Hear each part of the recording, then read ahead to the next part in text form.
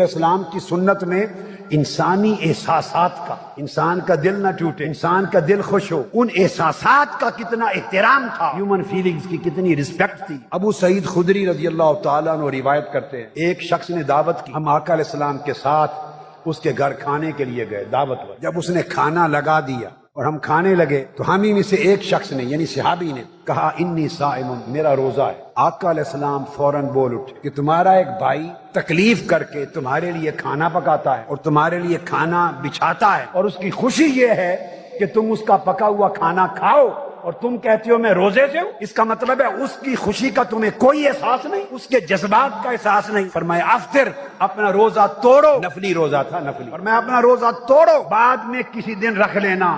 روزہ توڑنا بری بات نہیں ہے، بندے کا دل توڑنا بری بات۔ اس بھائی کا دل مت توڑو، روزہ توڑ دو، بعد میں رکھ لینا۔